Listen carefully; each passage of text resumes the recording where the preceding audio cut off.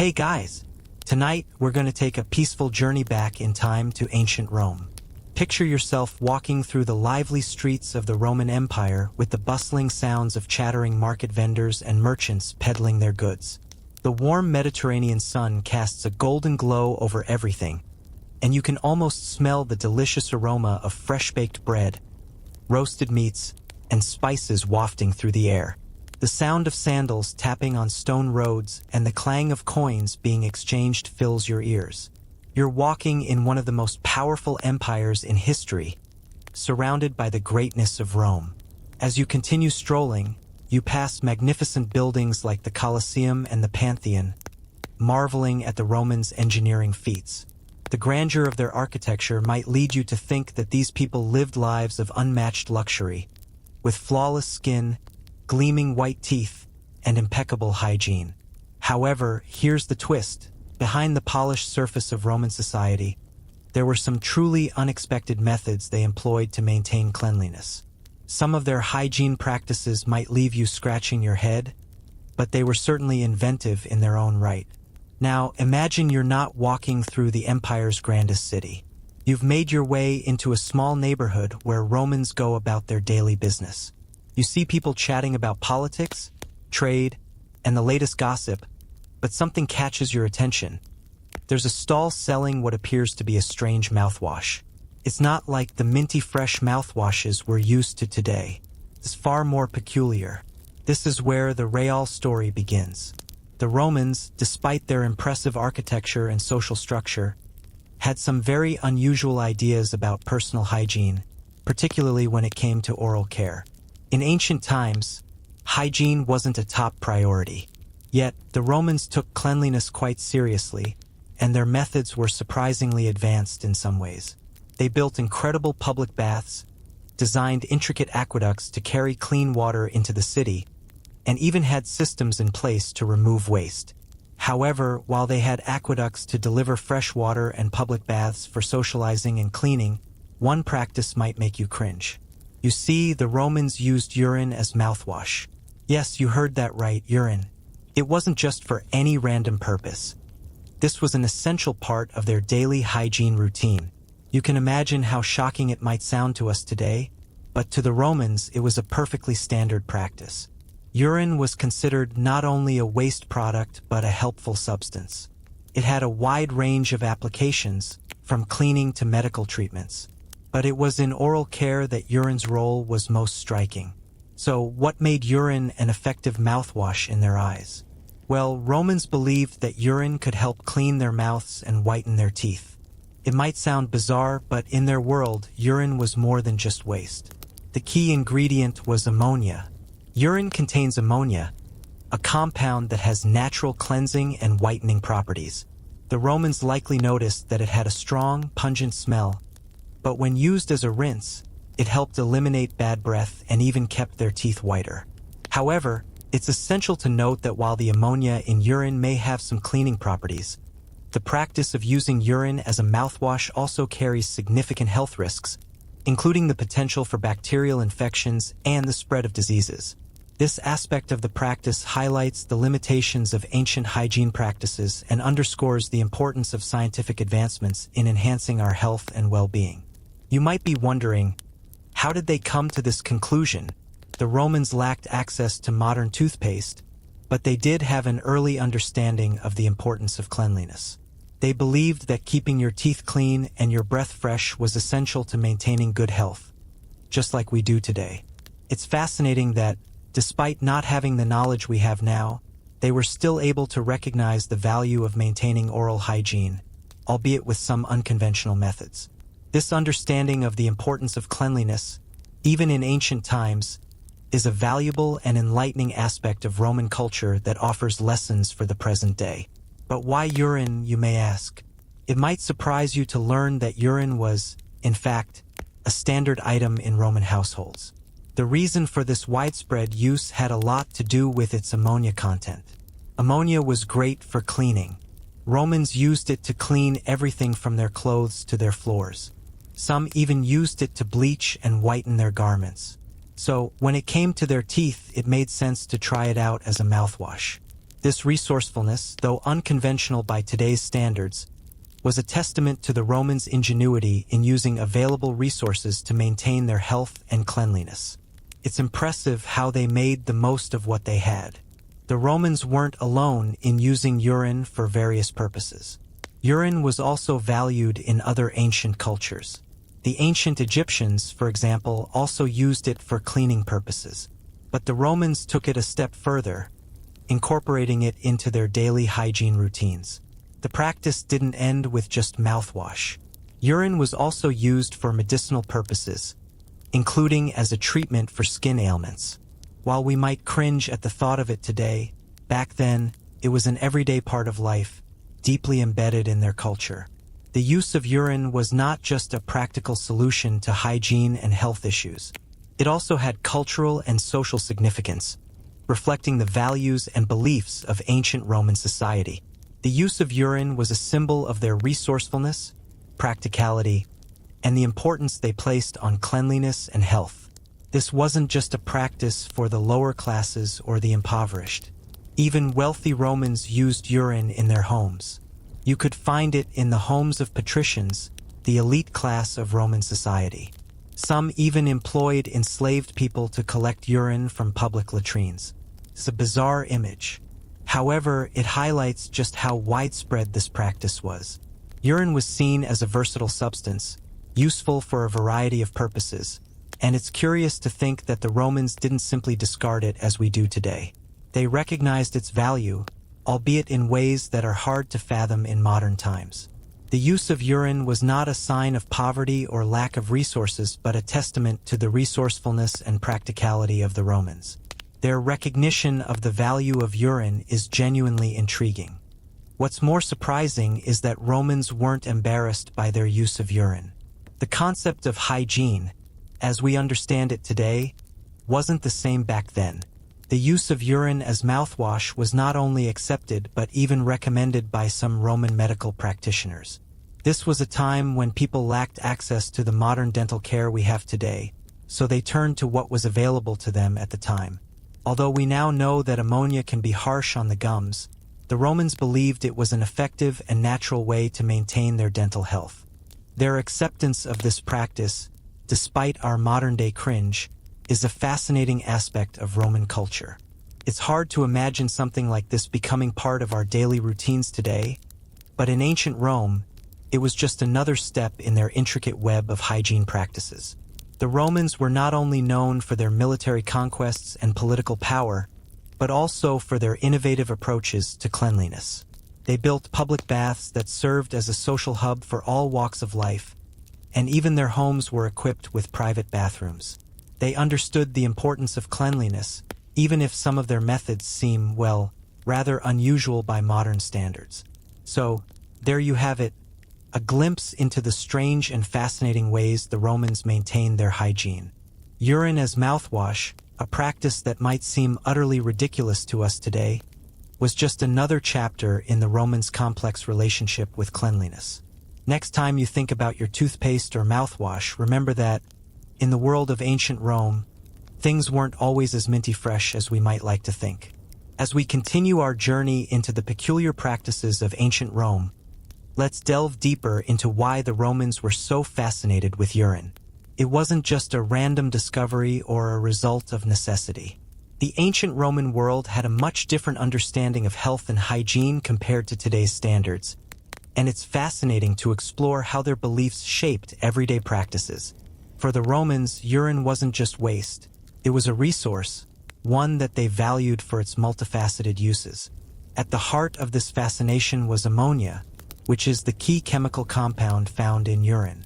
However, what's particularly interesting is how the Romans utilized it in ways that were both practical and, to us, unexpectedly beneficial. Ammonia's powerful cleansing properties were recognized by Roman society long before modern science could explain them. The Romans didn't need a lab to tell them that ammonia was a potent cleanser. They saw it work every day. Whether it was used in the home for cleaning or in public spaces to sanitize, urine was an essential part of life. It's almost as if, to them, urine was like liquid gold, something that, when properly harnessed, could solve various problems. But let's take a closer look at the history of how urine became so essential. Before it was used for mouthwash or in cleaning, the first recorded instances of its use go back to the very early stages of Roman history. Ancient texts, including some written by the famous Roman author Pliny the Elder, mention the use of urine for various purposes. Pliny, well known for his encyclopedia-style work, Natural History, described the medicinal benefits of urine, particularly its ability to aid in stain removal and its potential as an ingredient in certain medicines. Pliny wasn't the only one who spoke of urine's utility. The Roman medical community also recognized it as a powerful substance. The Roman physician Galen, one of the most prominent figures in medical history, discussed the role of urine in treating various conditions. He recommended its use for a variety of ailments, particularly for its supposed ability to balance the body's humors. In a world where medicine was still in its infancy, the Romans didn't have the luxury of modern antibiotics or advanced diagnostics. Instead, they relied on what they had, and urine, with its array of perceived benefits, fit the bill. Historians continue to debate the extent to which Roman medicine relied on urine, with some suggesting that it was a minor practice. In contrast, others claim it was integral to Roman healthcare. However, what's clear is that it wasn't just a fringe practice, it was a commonly accepted part of Roman life. It was so ingrained that it was used in a variety of contexts, including the military, where soldiers would apply it to their wounds in the hope of promoting healing. This resourceful mindset, which permeated Roman society, finding value in what others might see as waste, is truly impressive. The Romans' practical approach to problem-solving, using what was readily available, is a testament to their ingenuity. Why waste something when it could serve multiple functions? Now, let's take a step back and consider the bigger picture. While we may find the use of urine in everyday Roman life bizarre, it wasn't all that different from the way we use modern products today. Consider how we rely on ingredients in our personal care products that have been used for centuries, such as aloe vera or coconut oil. The difference is that, unlike the Romans, we understand the science behind these ingredients and use them in more refined ways.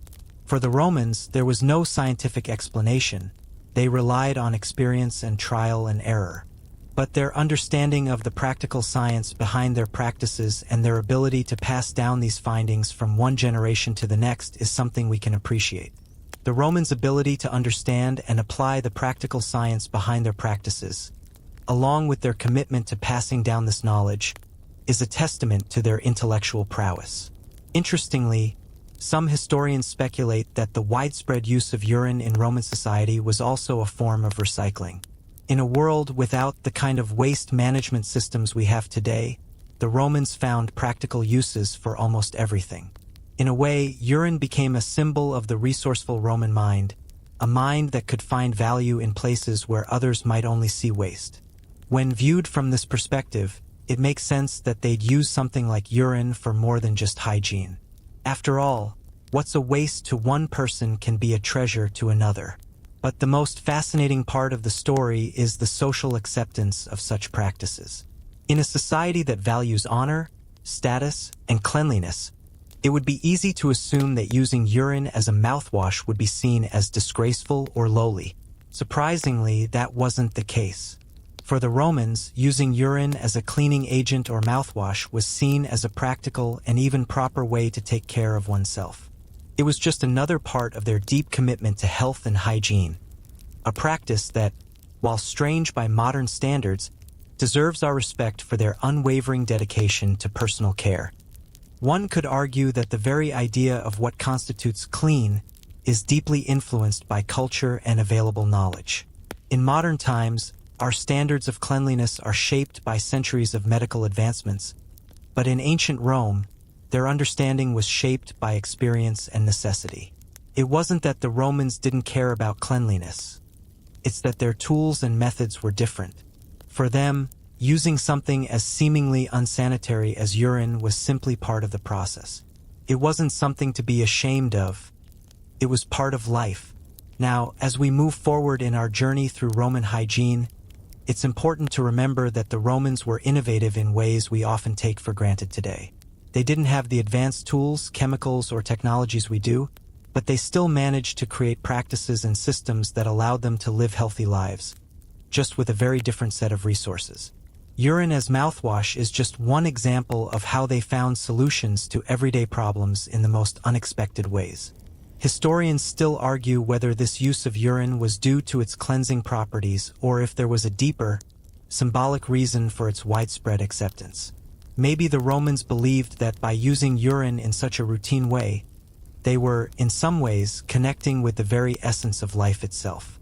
After all, urine is a byproduct of the body. It's something deeply personal and inherently linked to one's existence. Perhaps, by using urine for hygiene, the Romans were acknowledging their humanity in a way that was both practical and symbolic. As we delve deeper into the fascinating world of ancient Rome's unique hygiene practices, it's essential to understand that urine wasn't just reserved for cleaning teeth or acting as an ingredient in some surprisingly effective medicines. It was everywhere. It was so ingrained in daily Roman life that it had a wide range of applications, both practical and curious.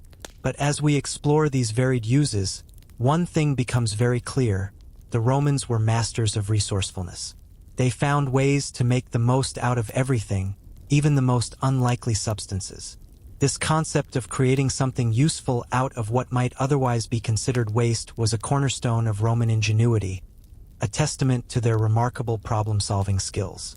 One of the most interesting aspects of urine's widespread use was its connection to the Roman practice of public sanitation. While the Roman Empire is known for its sophisticated aqueducts, which carried fresh water into their cities, their approach to waste management was equally advanced. The public latrines, or Fairytale, were one of the empire's most impressive social inventions. These were large, public toilet facilities that allowed people to relieve themselves in a communal setting, which might seem a bit uncomfortable by today's standards.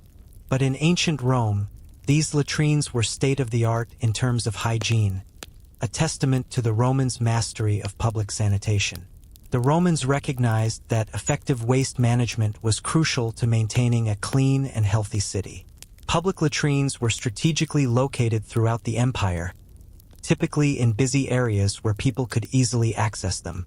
They were usually designed with running water beneath the seats to carry waste away, much like modern sewer systems. However, what's truly remarkable about these public latrines is the way they utilized the waste that came out of them. Yes, you guessed it, urine played a central role in the Roman sanitation system. In these public latrines, a simple yet ingenious system was established to collect urine. Romans had urine collectors, men tasked with gathering urine from the latrines. Once collected, the urine would be used for several purposes, most notably as a cleaning agent. While this might seem strange to us today, remember that the Romans didn't have access to modern cleaning products or chemicals. Urine, rich in ammonia, was a natural cleanser, and it was used to clean everything from clothing to floors, and even the public latrines themselves. This innovative use of urine in cleaning is a testament to the Romans' resourcefulness and their ability to make the most out of every resource. But it didn't stop there. Roman laundry workers, known as full ones, would also use urine to clean clothes. They would soak garments in large vats of urine to help lift dirt and stains, particularly from woolen tunics and other fabrics. The ammonia in the urine helped break down oils and dirt, leaving the clothes cleaner than they would have been with water alone. It's almost hard to imagine the sight of laundry workers standing knee-deep in vats of urine, but it was just another day in the life of a Roman full ones. Historians continue to debate the extent to which urine was used in Roman laundries, with some suggesting that it was a routine practice. In contrast, others believe it was a specialized technique reserved for cleaning delicate garments. Regardless, urine had a particular role in the cleaning and laundering processes of ancient Rome. And it wasn't just for clothes, it was also used in the preparation of leather goods. Leather workers, or sigarii, would soak leather in urine to soften it, making it easier to work with. However, while urine played a significant role in daily life, we can't forget that the Romans were also innovators in other aspects of hygiene. The public baths, another hallmark of Roman society, were perhaps their most sophisticated creation in terms of personal care. The baths weren't just places to clean oneself. They were also social hubs. People would gather in these baths to relax, socialize, and discuss everything from politics to philosophy. The complex bathhouses featured several chambers with varying temperatures, hot, warm, and cold baths, which enabled individuals to experience a range of temperatures that promoted relaxation and health. The baths themselves were often monumental in scale, with some featuring elaborate architectural designs and beautiful mosaics and statues. However, the most impressive aspect of these baths was their heating system. Romans had mastered the art of heating water through a clever system known as the hypocaust. This system utilized a furnace to heat air, which was then circulated through the floors and walls of the bathhouse, creating a warm and comfortable environment for bathers. It was a remarkably advanced system considering the era. The public baths were also places where Romans would use oils and scrapers to exfoliate their skin. After a bath, people would rub themselves down with oils made from a variety of substances, such as olive oil or even perfumes. This was followed by a vigorous scraping with a tool known as a strigil, which helped remove dirt and sweat from the skin. The Roman obsession with cleanliness was evident in their use of oils, perfumes, and frequent bathing, and they were undoubtedly ahead of their time in creating a hygiene culture that many of us can only dream of today. However, it's essential to recall that while the Roman baths were renowned for their cleanliness and relaxation, they also featured a range of social activities. People of all social classes gathered in the baths, making it one of the few places where the boundaries between the rich and the poor were momentarily blurred. Bathing was a communal activity, and for the Romans, it wasn't just about physical cleanliness.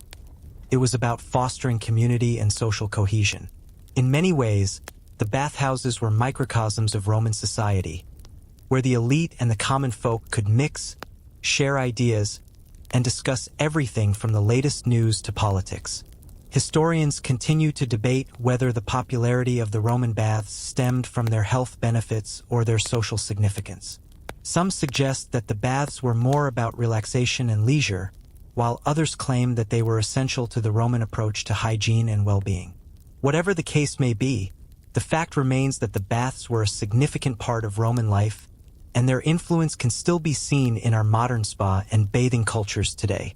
As we continue to explore Roman hygiene practices, it becomes clear that the Romans were incredibly resourceful, utilizing everything at their disposal to maintain cleanliness, health, and social order. From urine to baths, from public latrines to personal care products, they left behind a legacy of innovation that continues to impact us today. Their ability to make the most out of limited resources is a testament to their ingenuity and their unshakable belief in the importance of cleanliness. Now that we've explored how the Romans utilized urine as a resource, let's turn our attention to the chemistry behind why this practice, bizarre as it may seem today, was effective, at least in the context of the time. You see, the Romans didn't just stumble upon the idea of using urine for mouthwash. There was an inherent logic to it that made sense based on the knowledge available at the time. And surprisingly, the science behind urine's use as a cleaning agent has a solid foundation in chemistry, particularly in the context of oral care. The key to urine's effectiveness as a mouthwash lies in the compound ammonia. Ammonia, a natural byproduct of protein breakdown in the body, possesses unique properties that make it an effective cleaning agent. Its ability to break down organic matter is particularly beneficial for oral hygiene, as it aids in the removal of food particles and bacteria from the mouth. This scientific understanding sheds light on why the Romans found urine helpful in combating bad breath and maintaining oral health. But beyond just ammonia, there's also urea, another key component of urine. Urea is a compound that aids in the breakdown of proteins, and it's used in modern skincare products due to its hydrating properties. The Romans, of course, didn't have modern skincare, but they did recognize that urine could be used to help clean and freshen their skin. Urea also has some antiseptic properties, which means it can help reduce the growth of bacteria, especially in the mouth. While it might seem strange to us today, urine, with its ammonia and urea content, actually made for a reasonably effective, albeit pungent, cleaning solution. Historians still argue whether the use of urine was truly effective or if it was more of a psychological placebo. Some scholars claim that the ammonia content was indeed an effective cleaner, while others suggest that the Romans might have believed it worked, thus reinforcing the practice. But one thing is for sure, there's no denying that the Romans saw a real benefit to using urine in their daily hygiene rituals. They might not have known the full extent of the chemistry involved, but their results were clear enough for them to continue the practice for centuries. The effectiveness of urine as a mouthwash wasn't solely a result of its chemical composition. The very act of using a bodily waste product for such an intimate and essential task must have added to its effectiveness. The ritual of using urine could have been psychologically reinforcing, requiring the individual to take time, slow down, and care for their body in a deliberate, almost meditative way. In a culture where personal appearance and health were deeply intertwined with social standing, this ritualistic aspect of oral hygiene contributed to its perceived efficacy. In a broader context, the Romans were not just users of urine, but masters of finding uses for things that we might consider waste today. Their resourcefulness, often overlooked in our modern, consumer-driven world, was truly impressive. From using urine as a mouthwash to repurposing it as a powerful cleaning agent, the Romans weren't just relying on superstition. They were utilizing the resources at their disposal in practical and effective ways. And when you consider how little they had in terms of scientific knowledge compared to what we know today, it's astonishing how far their ingenuity took them. This practice wasn't just confined to the higher classes either. The use of urine as a mouthwash and cleanser was widespread throughout Roman society, and it was not limited to any particular social class. The Romans' egalitarian approach to hygiene, where even the most modest of resources could be used for personal care, is something we can all relate to. It was a shared practice that allowed everyone, from emperors to ordinary citizens, to participate. They didn't rely on expensive imports or exotic ingredients. Instead, they used what was available to them, and that was often the most humble of substances. Let's not forget that the Romans were also known for their baths, which played a massive role in the overall hygiene culture of the empire. But unlike our modern spas or saunas, Roman baths were not only for relaxation and luxury. They were, at their core, places of cleansing and purification. The public baths were massive structures, often including hot and cold pools, saunas, and even steam rooms. They were designed to accommodate people of all walks of life, and bathing was a social experience, not just a personal one. The Roman bath was a communal space where hygiene and socialization were intertwined, a concept that still resonates with us today. In the baths, Romans would often use oil to cleanse their skin before scraping it off with a tool called a strigil. This process helped to remove dirt, sweat, and impurities from the skin, leaving the bather feeling refreshed. Oil was another substance used for more than just moisturizing. It was an essential part of Roman personal care. Whether used for the skin, hair, or as a base for perfumes, oil was a versatile tool in the Roman hygiene toolkit. But returning to our focus on urine, the idea of using it in a ritualistic way also fits with the broader Roman mindset. Romans didn't just do things for the sake of convenience, they did them with intention. The idea that using urine as a mouthwash wasn't just a matter of cleaning teeth, but also of engaging in a deeply ingrained, almost meditative practice, reveals a great deal about Roman culture. In a way, the act of using urine was a form of self-care, even if the care itself wasn't always what we would consider pleasant by today's standards. Historians still debate whether the widespread use of urine was a cultural necessity or simply a result of the limited medical knowledge available at the time. However, what is clear is that the Romans were pragmatic. They were willing to take practical, if unconventional, measures to maintain their health. Whether it was using urine as mouthwash, cleaning their clothes, or keeping their public baths, the Romans were all about making the most of what they had. And while their practices may seem strange to us today, there's something undeniably admirable about their ability to adapt and innovate with the resources at hand.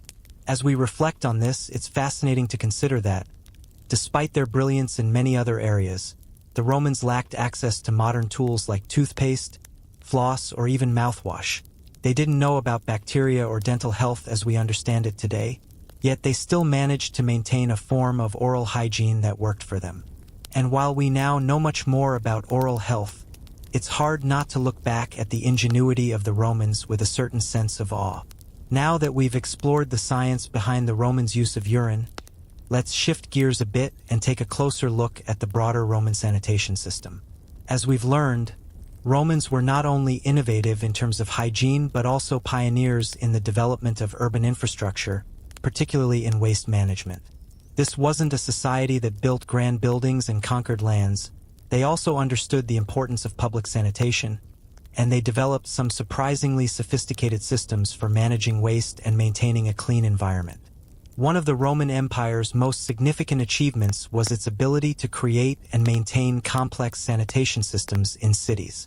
While we often think of the Romans for their iconic architecture or military prowess, their urban planning was equally revolutionary. The famous Roman aqueducts, which carried fresh water into cities, are widely regarded as engineering marvels. However, what is often overlooked is the incredible system the Romans devised to handle waste. The public latrines, which we've mentioned briefly, were a key part of this system. These latrines were not just functional, they were designed to be clean and efficient. In many Roman cities, you could find large public latrines that were open to anyone. They were often located in central areas, making it convenient for citizens to relieve themselves when they were out in public. These latrines were equipped with running water to flush away waste, a concept that would only be rediscovered in later centuries. But the latrines weren't just places to do one's business. They were also social spaces where Romans would gather and engage in conversation.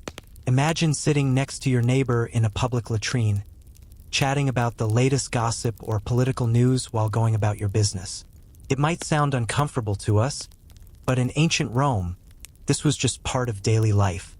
The communal aspect of the latrines reflected the Roman emphasis on social interaction and community, even in the most private of moments.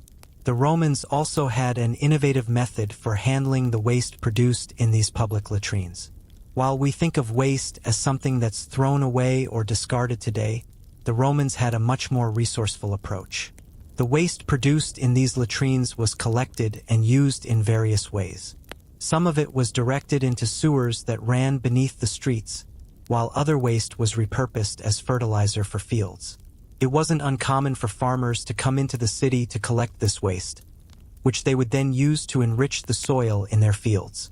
This was an early example of recycling. Waste was seen as a valuable resource, rather than something to be discarded without a second thought.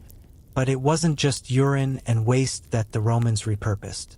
The public baths, another cornerstone of Roman hygiene culture, were designed with a similar mentality of resourcefulness. Roman baths were vast complexes, often containing hot, warm, and cold pools, steam rooms, and even exercise areas. Bathing was more than just about cleanliness. It was an essential social and cultural activity. The baths were places where people could gather, relax, and socialize, but they were also functional in terms of hygiene.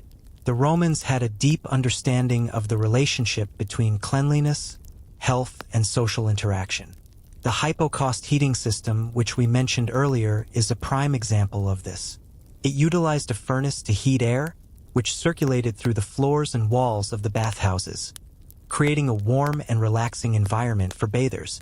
This advanced system, designed to promote both physical and mental well-being, is a testament to the Romans' advanced knowledge of hygiene and its role in social interaction.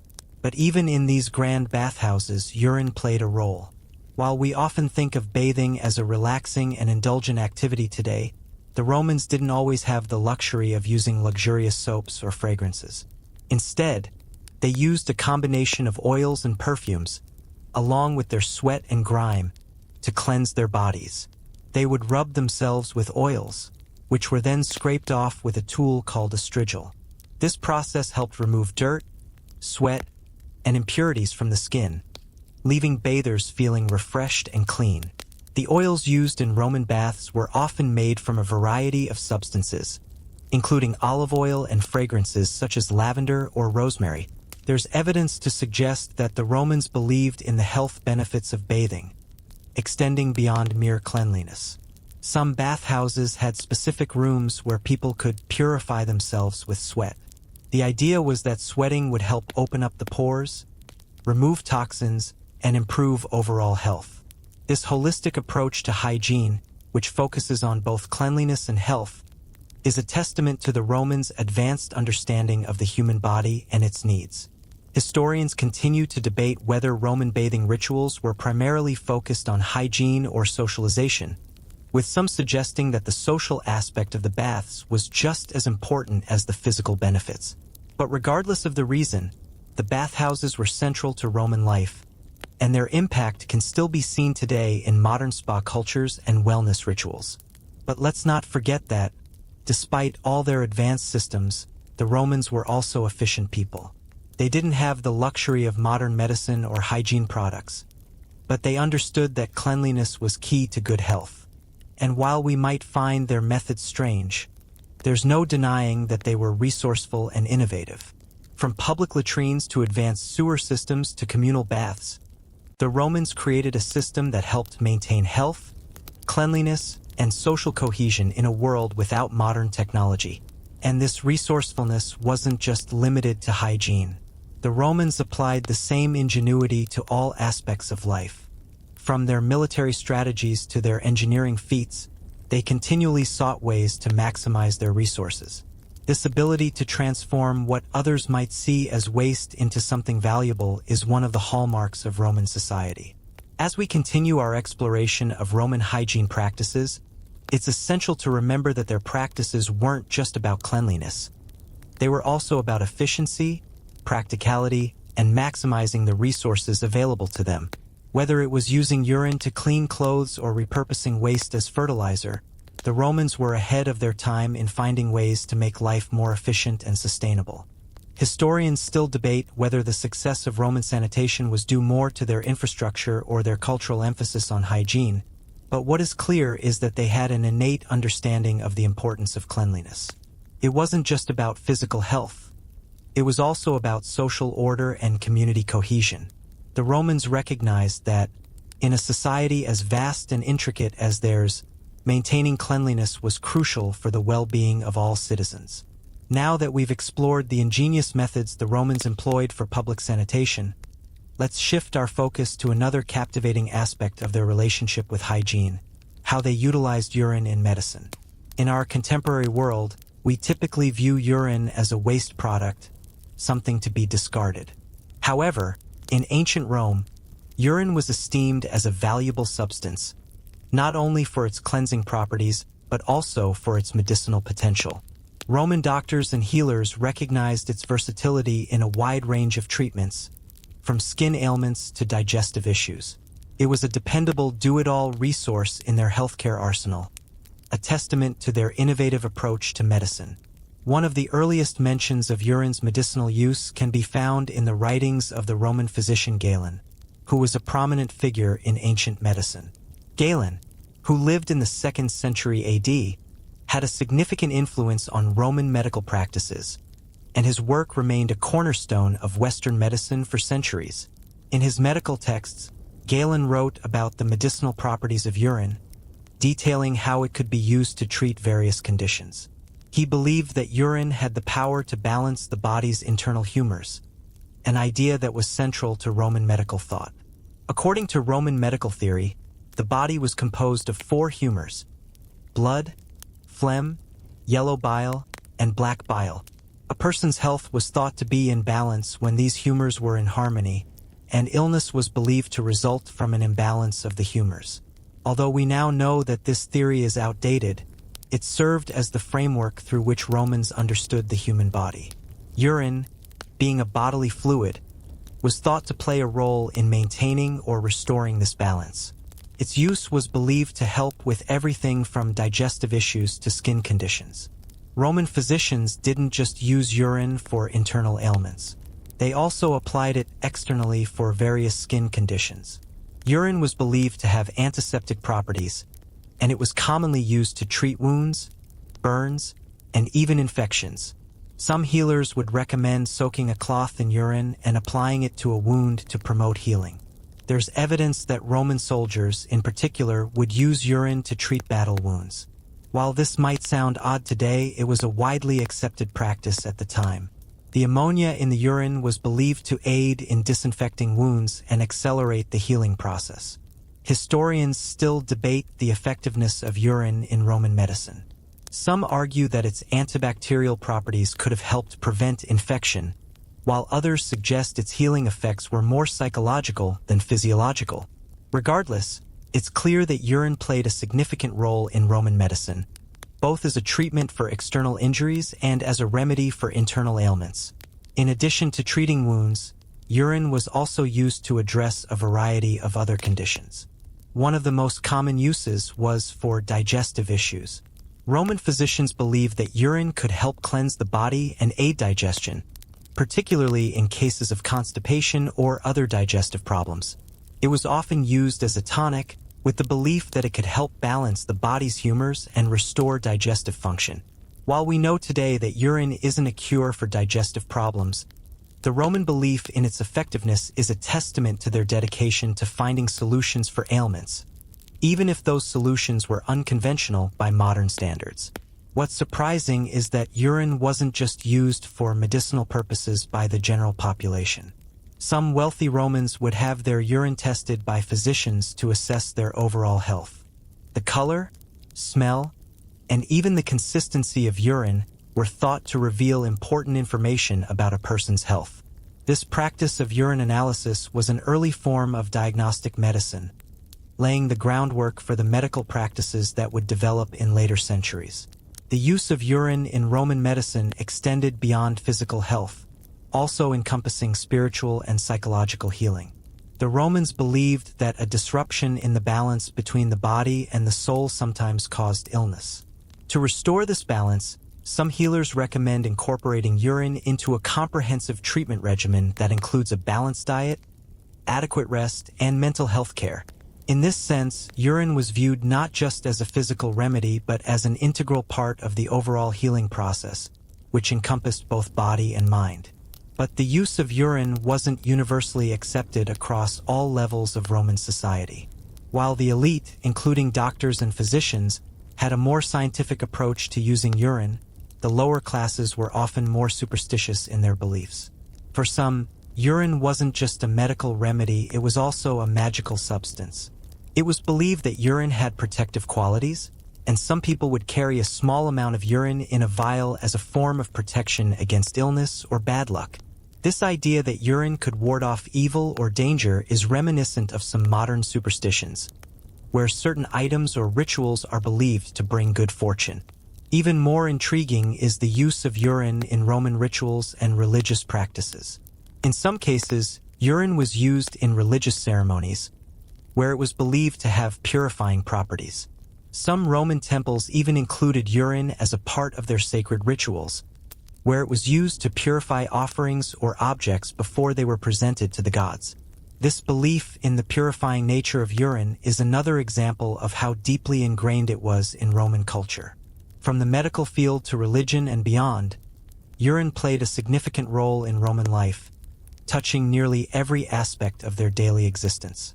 Historians continue to debate whether the use of urine in religious practices was purely symbolic or if it held a more profound spiritual significance. Some suggest that it was a way of connecting with the divine, while others argue that it was more about maintaining the social and cultural norms of Roman society.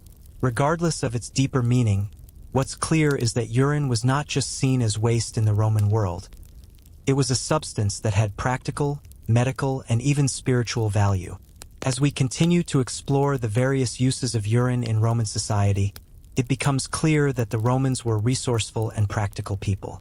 They found ways to make the most of what they had, using urine not just for hygiene, but also for medicinal and even spiritual purposes. The fact that urine played such a significant role in Roman life is a testament to their ingenuity and ability to utilize all available resources, regardless of how unconventional. Having examined the multifaceted role of urine in Roman medical practices, it's time to shift our focus to the lasting impact of Roman hygiene systems on the world. The Roman Empire didn't just conquer lands and build roads. It laid the groundwork for many of the modern hygiene and sanitation systems we take for granted today. Their influence spread far beyond their time, shaping the way later societies approached public health, cleanliness, and sanitation. Even after the fall of the Roman Empire, its advanced infrastructure, including water management systems, public baths, and waste disposal systems, began to decline. However, the resilience of Roman hygiene practices was evident in the centuries that followed. Many of the innovations introduced by the Romans would resurface in the Renaissance and beyond, inspiring future generations with their enduring influence. In the Middle Ages, particularly during the early part of the period, the concept of public baths became less popular, and hygiene practices were generally more rudimentary. The focus shifted from communal cleanliness to a more individualistic approach, especially as hygiene became more associated with religious purity rather than public health. The Roman practice of bathing in grand public bathhouses seemed like a distant memory. Instead, bathing fell out of favor for a while, due in part to the spread of diseases like the plague, which caused many to fear that communal bathing might lead to the spread of illness. Historians continue to debate the reasons behind the decline of Roman-style public baths. Some suggest it was due to the spread of religious beliefs that saw bathing as a potential source of sin. In contrast, others point to the logistical challenges of maintaining such large-scale facilities. Regardless of the cause, the grand Roman bathhouses eventually fell out of use, and hygiene practices declined in many parts of the Roman Empire.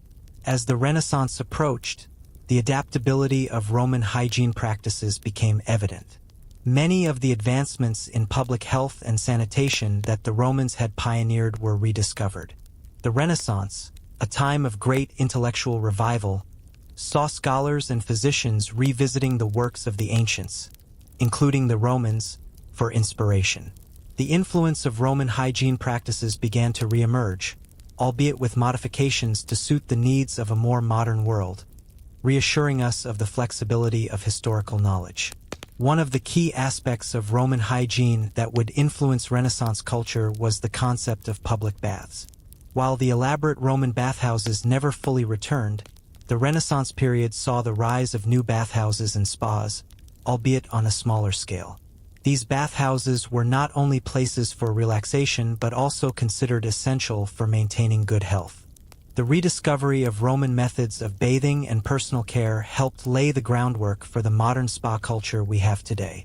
The Romans also introduced the concept of plumbing and aqueduct systems, which were essential in maintaining sanitation and cleanliness in large urban centers.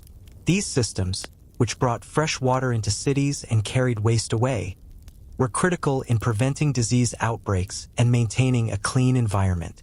While many of these systems fell into disrepair after the fall of Rome, the Renaissance and later periods saw the gradual reintroduction of plumbing systems in European cities, inspired by Roman models. Interestingly, even the concept of using natural substances for cleaning and medicinal purposes, like the Romans did with urine, would return in a more refined form in the centuries to come. While the use of urine for hygiene and medical treatment might seem unusual to us today, it's important to remember that the Romans didn't have access to modern medicine or technology. They relied on what they had available, and many of their remedies, though strange by today's standards, were often quite effective given the knowledge of the time. By the time the Enlightenment emerged, discoveries in hygiene and sanitation would further refine Roman practices. However, the legacy of Roman hygiene was already firmly embedded in Western civilization. The importance of clean water, waste management, and public baths would be carried forward into modern times, influencing everything from urban planning to public health policies. The Roman influence extended beyond just the physical infrastructure of sanitation and hygiene.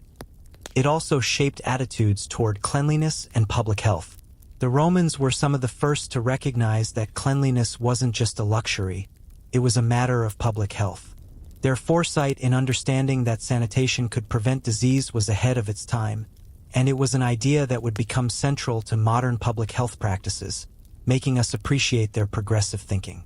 Even though the Roman Empire may have fallen, the ideals of hygiene and sanitation that they introduced would continue to inspire generations to come. The importance of clean water, the benefits of bathing, and the notion of using available resources to maintain health were ideas that would continue to echo through the ages. These ideas would eventually pave the way for modern plumbing, sewage systems, and public health initiatives. So, when you turn on the tap or step into a modern shower, it's important to remember that these conveniences have their roots in Roman innovation. The Romans didn't just build empires, they built systems that allowed civilizations to thrive by promoting health and cleanliness. While they didn't have the knowledge we have today, they understood the importance of hygiene in ways that were far ahead of their time. It's also worth noting that the Roman emphasis on hygiene wasn't limited to just the physical aspect of cleanliness. Hygiene in Roman society had a profoundly social and cultural dimension as well. Public baths weren't just about personal cleanliness. They were places where people gathered, socialized, and even conducted business. The communal aspect of Roman hygiene practices was crucial to the overall cohesion of Roman society. This focus on social interaction, even in the most private of activities, was something that set Roman hygiene apart from modern practices, which tend to be more individualistic. As we move forward in time, it's clear that Roman hygiene practices laid the foundation for many of the sanitation systems and health practices we take for granted today. From their use of public baths to their innovative plumbing systems, the Romans were truly ahead of their time in understanding the importance of cleanliness and public health. Historians still debate the extent to which the Roman approach to hygiene influenced later cultures. Still, there's no denying that the legacy of Roman sanitation and hygiene systems has profoundly shaped our modern world.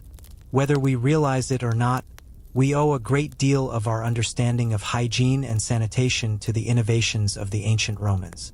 And perhaps, in a strange way, their use of urine as mouthwash is a reminder that even the most unusual practices can lead to important discoveries that shape the world we live in. Now that we've touched upon the lasting influence of Roman hygiene on the world, let's delve into another fascinating and rather peculiar aspect of Roman cleanliness: the use of urine in cosmetics. The Romans, ever resourceful and innovative, didn't just rely on urine for medical treatments or cleaning. They also used it as a key ingredient in their personal care routines. While we might cringe at the idea of using urine as part of a beauty regimen today, the Romans' ingenuity in finding effective ingredients for maintaining their appearance, particularly in skincare, is truly impressive. It may come as a surprise, but urine was often used by Romans as a skin treatment, particularly for its purported ability to bleach and brighten the skin. One of the most common uses was for lightening the complexion and reducing blemishes. The ammonia in urine, with its natural bleaching properties, was believed to help remove dark spots and even out the skin tone. Some Roman women, especially those in the upper classes, were said to have used urine as a facial cleanser or as a mask to maintain their fair and youthful complexion. In addition to its brightening effects, urine was also thought to have a soothing and healing effect on the skin. This is where the antiseptic properties of urine came into play. Just as it was used to treat wounds and burns, urine was also applied to the skin for its ability to reduce irritation and inflammation. For those with sensitive skin or minor skin irritations, urine was often used as a remedy to soothe the skin and promote healing. Historians continue to debate the effectiveness of urine in these cosmetic applications. While it's true that ammonia can have some skin-lightening effects and antiseptic properties, it's also important to remember that the Romans didn't have the advanced skincare knowledge that we do today. They relied on trial and error, and many of their beauty practices were based on cultural beliefs and observations, rather than scientific proof. However, ammonia, a key component of urine, is known for its bleaching and antiseptic properties, which could have contributed to the perceived effectiveness of urine in skincare. Still, the widespread use of urine in cosmetics is a testament to the Romans' faith in its versatility and effectiveness. What's particularly interesting is that the wealthy elites of Roman society not only used urine but also used it. It was a common ingredient in beauty routines for people of all classes. Some historians argue that urine was more widely accessible and affordable than other beauty treatments, which made it a popular choice for women and men alike. The idea that urine could be used for both medical and cosmetic purposes shows just how deeply ingrained the substance was in Roman society. It wasn't just something to be discarded. It was a valuable resource, capable of serving multiple functions. Interestingly, the use of urine as a cosmetic ingredient wasn't confined to just ancient Rome. Other ancient cultures also saw the potential benefits of urine for skincare. The ancient Egyptians, for example, are said to have used urine similarly, utilizing it for its purported cleansing and rejuvenating properties. Urine's use as a beauty treatment continued in some cultures well into the Middle Ages. In Europe, urine was sometimes used as a treatment for acne and other skin conditions well into the 17th century. However, even though urine was widely used in ancient times for cosmetic purposes, some Roman beauty treatments were more glamorous than others. Wealthy Roman women would often have access to more luxurious skincare ingredients, such as oils, perfumes, and powders made from exotic plants and flowers. For them, beauty wasn't just about cleanliness, it was also about maintaining a certain social status. Perfumed oils and finely crafted cosmetics were often used to enhance their appearance, and some of these beauty products were even scented with flowers like lavender or rose, making them much more pleasant than the pungent aroma of urine. Yet, despite these more refined beauty treatments, urine remained a staple ingredient in many Roman skincare regimens. This goes to show that, no matter how sophisticated or luxurious Roman beauty routines might have become, there was always room for the humble, and some might say humble-smelling urine. The fact that urine was such an integral part of Roman cosmetics reflects their practical approach to beauty. They weren't concerned with spending excessive amounts of money on expensive products. Instead, they utilized what was readily available to them, making the most of natural resources that were both effective and affordable. Their resourcefulness in this regard is truly admirable. It's also worth mentioning that Roman men weren't excluded from the beauty regimen either. Men were just as concerned about their appearance as women, and personal grooming was a significant aspect of Roman society. Roman men, especially those of higher social status, were known to use various beauty treatments, including facial cleansers and perfumes. While Roman men may not have applied urine as a facial mask in the same way that women did, they still took great care in their grooming. The fact that urine was used by both men and women in this context speaks to its widespread acceptance and versatility in Roman beauty routines. Historians continue to debate the precise social implications of Roman beauty practices. Some suggest that Roman society was obsessed with appearance and social status, and that beauty treatments like the use of urine were a reflection of that obsession. Others argue that beauty was simply a way of maintaining good health and hygiene, rather than an attempt to achieve an idealized appearance. Regardless of the interpretation, it's clear that the Romans' concern for health and hygiene was an essential part of their culture, and urine was just one of many resources they used in the pursuit of physical well-being. Their focus on these priorities is undoubtedly worthy of respect. Looking back, it's remarkable to think that the Romans were so resourceful with their beauty treatments. In an era when skincare products were scarce, they devised practical solutions using only what was available to them. While we now have access to advanced skincare products and scientific knowledge, the Romans were able to utilize the simplest of ingredients that, in many cases, are still used in some form today. Whether it was their use of oils, perfumes, or even urine, the Romans understood the importance of maintaining their appearance and health, and they did so with the tools at their disposal. As we conclude our exploration of Roman cosmetics, we can't help but marvel at how, despite their limited resources, the Romans managed to develop a system of beauty and personal care that was both practical and effective.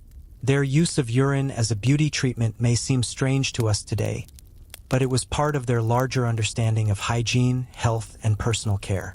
In a world without modern cosmetics, the Romans made do with what they had, turning even the most unlikely substances into valuable tools for maintaining their appearance. As we marvel at the ingenious ways the Romans utilized urine in both hygiene and cosmetic practices, it's impossible to overlook the broader implications of their approach to cleanliness and self-care. The Romans, pioneers in many respects, demonstrated their resourcefulness and pragmatic mindset by repurposing everyday substances, like urine, into practical tools for health, medicine, and beauty.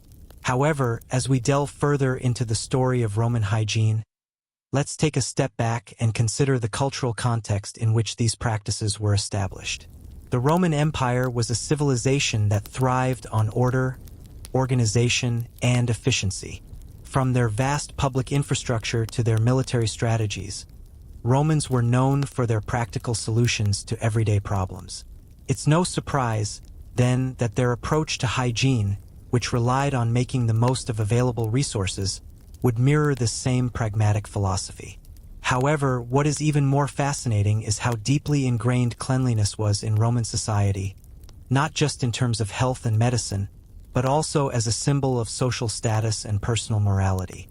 In ancient Rome, personal cleanliness was regarded as a vital virtue. To be clean wasn't just about maintaining good health. It was also a reflection of one's character. A clean body was associated with moral purity, and many Romans believed that personal hygiene was a way of demonstrating their self-discipline and respect for societal norms. The belief that cleanliness could help ward off evil spirits further emphasizes the Romans' unique cultural perspective on the symbolic value of hygiene. The Roman emphasis on personal cleanliness was evident in their public bathhouses, which were not only places for physical cleansing but also spaces for social interaction and moral improvement. Bathing was a communal activity that brought people from all walks of life together, fostering a sense of community and shared values. It was viewed as an essential component of maintaining a morally upright lifestyle, as it offered individuals the opportunity to engage in discussions about ethics and virtue. These bathhouses were often elaborate and luxurious, featuring multiple rooms with varying temperatures to cater to the needs of bathers. However, while the baths were certainly indulgent, they were also regarded as a means to purify both the body and the soul. Historians still debate whether Roman society's focus on cleanliness was more about hygiene or about reinforcing social hierarchies. Some argue that the bathhouses and the cleanliness they promoted were a way for the elites to demonstrate their superiority. In contrast, others suggest that bathing was a shared ritual that promoted unity and equality among the masses. The truth likely lies somewhere in between, with both perspectives contributing to the complex cultural significance of Roman hygiene. What is clear, however, is that cleanliness was an integral part of Roman life, influencing everything from personal behavior to public health practices. This focus on cleanliness extended beyond just the elite. Even the lower classes had their practices for maintaining personal hygiene, although they might not have had access to the same luxuries of public baths and grooming products. Roman soldiers, for instance, were often required to bathe regularly, not just for health reasons, but as part of their military training.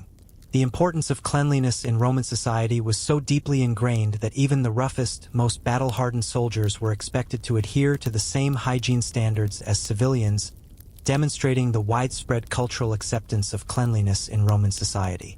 The impact of Roman hygiene practices is also evident in their military success.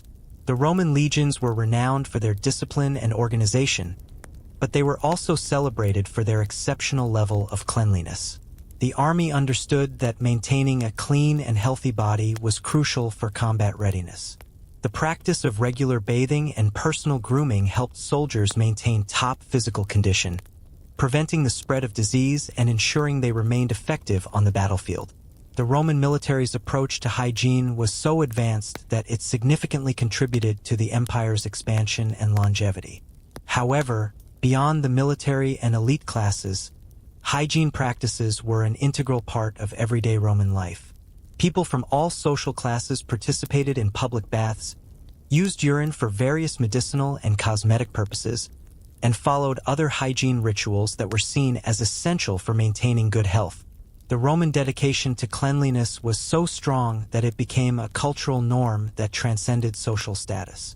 Whether you were a patrician or a plebeian, The emphasis on cleanliness was a part of being a good Roman citizen. One fascinating aspect of Roman hygiene is its interweaving with the broader cultural and philosophical values of the empire. For the Romans, cleanliness wasn't just a physical matter, it was also a moral one. In the works of Roman writers and philosophers, cleanliness was often associated with virtues like self-control, moderation, and respect for others. For example, the philosopher Seneca wrote about the importance of personal hygiene as a way of demonstrating self-discipline and maintaining a sense of order in one's life. He believed that a clean body was a reflection of a clean mind and that proper hygiene practices could help individuals lead more virtuous lives. Even the Roman concept of virtus, or manly virtue, was connected to personal cleanliness. In Roman society, men were expected to be strong, disciplined, and morally upright, and part of that virtue was reflected in their physical care. The idea that cleanliness is tied to virtue and moral integrity is one of the reasons why practices such as bathing, using urine for cleaning, and maintaining personal hygiene were widely accepted and promoted in Roman culture. Interestingly, the Romans didn't just think of hygiene in terms of personal care, they also viewed it as a civic duty. Their unwavering commitment to maintaining public cleanliness and sanitation was a testament to their understanding of the importance of community health and well-being. The construction of public latrines, aqueducts, and sewage systems was a direct reflection of the Roman commitment to public health and sanitation. These systems were designed not just for the convenience of individuals, but to ensure the overall health of the entire population. The Romans recognized that a clean and healthy society could function more efficiently and effectively. Their commitment to sanitation played a crucial role in their success as an empire. While the Romans may not have possessed the advanced scientific understanding of hygiene that we have today, their emphasis on cleanliness laid a crucial foundation for their remarkable civilization. From their public bathhouses to their everyday use of urine, the Romans understood that cleanliness wasn't just a matter of personal health, it was a matter of cultural and civic pride. Their approach to hygiene was as much about maintaining order, discipline, and virtue as it was about preventing disease and ensuring good health. Historians still debate whether the Roman approach to hygiene was truly revolutionary or merely an extension of their broader cultural values. Some argue that their focus on cleanliness was a key factor in the empire's longevity, while others suggest that it was just one of many factors that contributed to their success. Regardless of the debate, there's no denying that the Roman commitment to hygiene laid the groundwork for many of the sanitation systems we take for granted today. In many ways, the Romans were ahead of their time, creating systems of hygiene and sanitation that would not be fully appreciated again until centuries later. Their use of public baths, advanced plumbing, and resourceful use of substances like urine highlights their practical approach to health and cleanliness. And while some of their methods may seem strange to us today, there's no denying the lasting impact of Roman hygiene practices on our modern world. As we continue to unravel the many layers of Roman hygiene practices, it's impossible to ignore the sheer scope of their infrastructure. The Romans were pioneers not only in building remarkable cities and empires, but also in creating systems that helped ensure the health and well-being of their citizens. Central to these innovations was their public bathing culture, which was not just about cleanliness but also about socializing, leisure, and health. In Roman society, baths were more than just places to scrub away dirt. They were community hubs, integral to daily life. Picture this: a grand bathhouse with soaring columns and vast marble floors, where people from all walks of life gathered to bathe, relax, and socialize. The bathhouse wasn't just a place for personal hygiene, it was a social experience. For the Romans, visiting the baths was a routine part of life, much like today's gym or spa visits. They weren't just concerned about their physical cleanliness. They viewed bathing as a means to maintain balance, both in the body and in the mind. Roman baths, or thermae, were grand and complex structures that housed a variety of rooms designed for different types of bathing experiences. The caldarium was the hot room, where bathers would immerse themselves in hot water to open their pores and relax their muscles. The tepidarium was a warm room, perfect for leisurely relaxation before moving on to the cold plunge in the frigidarium. These baths weren't just about getting clean, they were about promoting physical well-being, and the Romans went to great lengths to ensure that the experience was not just comfortable but also luxurious. The scale of these bathhouses was remarkable. The Baths of Caracalla, one of the largest and most famous bathhouses in Rome, could accommodate over 1,600 bathers at once. These colossal public baths had everything: hot and cold rooms, saunas, pools, exercise areas, gardens, and even libraries. For the Romans, baths were places of leisure and self-care, and they understood that relaxation was an essential part of a healthy lifestyle. However, what truly distinguished Roman bathhouses was the use of the hypocaust system, an ingenious method for heating the rooms. The hypocaust was a furnace system that heated air, which then circulated under the floors and through the walls, providing warmth to the rooms and water. This system, used in both bathhouses and private homes, provided a level of comfort and luxury unmatched in the ancient world. It's a testament to Roman engineering that this heating method was used for centuries after the fall of the empire, influencing later civilizations in their approach to building and heating public spaces. The public baths also served another purpose in Roman life. They were hubs for socializing and networking. Citizens of all classes visited the baths, where they could meet with friends, make new connections, and even discuss business. This aspect of socializing was so crucial that many Romans would visit the baths multiple times a week. In fact, for many, a visit to the baths was as much about relaxation and social interaction as it was about cleanliness, fostering a sense of community and shared experience. While public baths were the most prominent feature of Roman bathing culture, private baths also existed in the homes of the wealthier citizens. These private baths, or balnei, were smaller and more intimate, but they were still designed with the same principles in mind: comfort, cleanliness, and health. The wealthy Romans took great pride in their home baths, often outfitting them with luxurious furnishings and decorations. Some even had baths with marble floors and intricate mosaics, creating a serene environment where one could unwind in private luxury. Historians continue to debate the true purpose of Roman bathing culture. Was it primarily a health-related practice, or was it more about socializing and creating bonds within Roman society? Some historians believe that the health benefits of bathing were secondary to the social and cultural significance of the baths. Others suggest that the physical and mental relaxation provided by the baths played a key role in Roman life, promoting a sense of well-being that was just as important as any physical cleaning. Whatever the case may be, the fact that Roman baths were central to their culture is undeniable.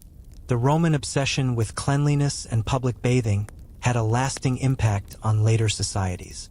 When the Western Roman Empire fell, the lavish public baths began to disappear, and bathing fell out of favor for centuries afterwards. The rise of Christianity also influenced attitudes toward bathing, with some Christian leaders believing that public bathing, particularly in mixed-gender environments, was sinful.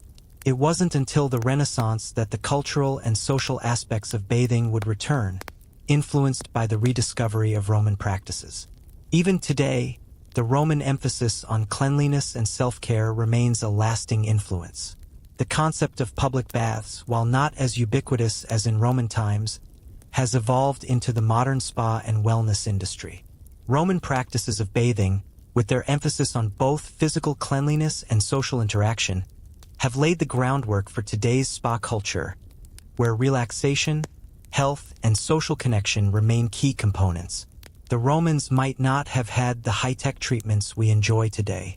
Still, their bathhouses were, in many ways, the precursors to the wellness spas we visit today for relaxation and rejuvenation, a testament to the enduring legacy of Roman culture. But the Roman bath culture wasn't just about physical and social health. It was also about a sense of civic pride. Romans took great care in maintaining their public baths, viewing them as an essential part of urban life. The construction of these baths, the organization of the hypocaust systems, and the maintenance of the bathhouses were all seen as critical to the functioning of Roman society. These spaces were more than just places for cleaning. They were a reflection of Roman ingenuity, social structures, and values. In many ways, the Roman bathhouses were a microcosm of Roman society as a whole, orderly, sophisticated, and focused on efficiency and practicality. But they also provided a glimpse into the Roman understanding of health and well-being, where cleanliness was viewed as a civic responsibility, a social ritual, and a form of personal care. While their methods may seem strange or even off-putting by today's standards, there's no denying that the Romans were far ahead of their time in their approach to hygiene, health, and social connection. As we move further into the story of Roman hygiene, it's worth reflecting on just how much the Roman innovations in public health have shaped the world we live in today. From their advanced water management systems to their elaborate bathhouses, the Romans laid the groundwork for many of the practices and structures we take for granted today. Their ability to blend practicality with luxury and their focus on cleanliness, both as a personal and civic duty, remain one of the most enduring legacies of the Roman Empire. As we continue to explore the remarkable innovations of the Roman Empire, it's time to address one of the more curious and debated aspects of Roman hygiene: the idea that urine was used not only for personal care but also as a cosmetic treatment for whitening teeth. While we've already seen how urine was used as a mouthwash to combat bad breath and maintain general oral hygiene, some scholars suggest that Romans may have used it as a more focused treatment to brighten their smiles, much like the teeth whitening products we use today. This fascinating claim raises interesting questions about the role of beauty, vanity, and self-presentation in Roman society. To understand how the Romans might have used urine for teeth whitening, we need to consider their general approach to personal appearance and grooming. Roman society placed a great deal of importance on maintaining a clean and polished appearance, extending beyond just bathing and skincare. The Romans were meticulous about their physical appearance, regardless of whether they were men or women. Just as we might use modern cosmetic treatments to enhance our appearance, the Romans had their methods for maintaining and improving their looks. Whether it was through the use of oils, perfumes, or even the application of urine for cosmetic purposes, the desire to look attractive was just as significant in Roman society as it is today. The idea that urine could be used to whiten teeth stems from its chemical properties. As we've mentioned before, urine contains ammonia, which is an effective agent for breaking down organic matter. When used as a mouthwash, ammonia can help remove plaque and food particles from the teeth, potentially leaving them whiter. While we don't have definitive evidence that the Romans used urine in this way, some historical records suggest that they did. Roman authors and medical practitioners wrote about using urine to cleanse the body, including the mouth, and it's possible that they recognized the potential for it to whiten teeth as well. Historians still debate whether the Romans used urine for teeth whitening or if this is a case of overinterpretation of ancient texts. Some scholars believe that this idea may have been an exaggeration or a misreading of the historical sources. Others argue that the use of urine in oral care was not only plausible but likely. Regardless of the debate, it's clear that the Romans were concerned with maintaining their teeth and their breath, and they were willing to try any method at their disposal to improve their appearance. The whitening of teeth, in particular, was highly valued in Roman society, as it was seen as a symbol of health and vitality.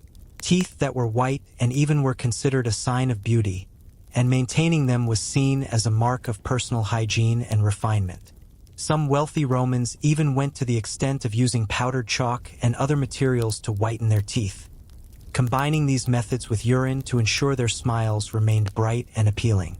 This pursuit of a beautiful smile reflects the Romans' broader cultural obsession with aesthetics and self-presentation. It was not just about personal hygiene but also about social status and the perception of beauty in Roman society. Interestingly, the desire for whiter teeth wasn't just confined to the wealthy elite. While the upper classes had access to more sophisticated methods, such as professional grooming and cosmetic treatments, there is evidence that many Romans, regardless of social standing, were invested in maintaining their oral hygiene and appearance. The idea of using urine as a teeth whitening solution might have been a widely practiced method, accessible to almost anyone. It wasn't reserved for the elite. It was a practical and resourceful solution for those who couldn't afford expensive beauty treatments. The use of urine for teeth whitening, if true, reflects the Roman mindset of maximizing the use of available resources. In a society that placed great value on personal appearance and hygiene, the Romans had to be innovative in their solutions. Their use of urine as a resource was just one example of how they made the most of everyday substances, turning them into practical tools for maintaining health, beauty, and social status. This resourcefulness is a key aspect of Roman culture and is evident in many other aspects of their daily lives, not just in their hygiene practices. While the idea of using urine for teeth whitening may be repulsive to us today, it's important to remember that the Romans lacked the scientific understanding of oral health that we possess now. They didn't know about fluoride or modern toothpaste, but they were keen observers of the world around them. They recognized that certain substances, like ammonia, had the potential to cleanse and purify, even if they didn't fully understand the chemistry behind it. The fact that urine was used in this way speaks to the Romans' keen observation skills and their ability to adapt available materials to meet their needs. What's more fascinating is that the desire for a bright smile wasn't just about health. It was a social marker. A white, healthy set of teeth signaled that a person was wealthy, well cared for, and in good health. Teeth whitening was, in some ways, a form of status. This desire for physical perfection, as evident in the use of perfumes, oils, and cosmetics, was deeply ingrained in Roman society. Whether it was a well-maintained physique, a beautiful complexion, or a bright smile, Romans were keenly aware of how their appearance could impact their social standing, showcasing their dedication to beauty standards. Today, we have access to advanced dental care, ranging from professional whitening treatments to over-the-counter toothpastes. Still, the pursuit of a bright white smile remains a reflection of beauty standards, self-care, and social status. We've come a long way since the Romans, but in some ways, their practices were a precursor to our modern obsession with dental hygiene and cosmetic dentistry. Historians still debate the extent to which urine was used for teeth whitening. Some scholars suggest that it was a common practice, while others think it may have been more of a myth or exaggeration.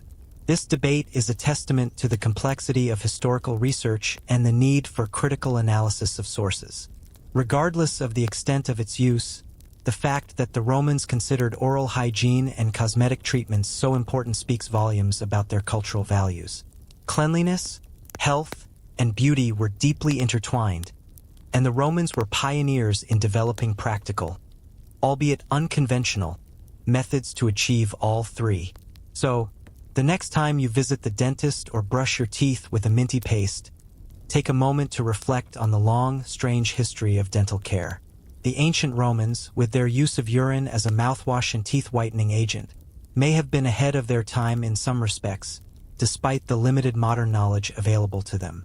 They may not have had the benefits of modern science, but they certainly knew how to make the most of what they had, turning even the most unlikely substances into tools for self-care and beauty. As we delve into the intriguing world of Roman hygiene and their ingenious use of everyday resources, it's impossible to overlook the Romans' resourcefulness. While many of us might find the idea of using urine for hygiene, medicinal, and cosmetic purposes rather repulsive, the Romans didn't just accept it, they relied on it. In Roman society, using urine for personal care and health was a common practice. The fact that this practice was seen as both practical and acceptable is a testament to the Romans' resourcefulness. But what did the average Roman think of all this? Were they embarrassed by the widespread use of urine, or was it simply a matter of practicality? Historians still debate whether the use of urine in Roman society was truly as commonplace as it's often portrayed. Still, one thing is clear. For many Romans, it wasn't just a necessary part of life. It was a symbol of the practicality and innovation that defined their civilization. The use of urine for hygiene and medicinal purposes didn't come with the same stigma we might associate with it today. Public health and personal care were often seen as closely tied to one's social status. Romans were highly conscious of their public image, and individual cleanliness was not just a matter of health, it was a matter of pride. A well-groomed Roman with clean skin, a fresh smile, and an immaculate appearance was a person who displayed discipline, respect for societal norms, and the resources to maintain such standards. This view of hygiene wasn't limited to just the elite.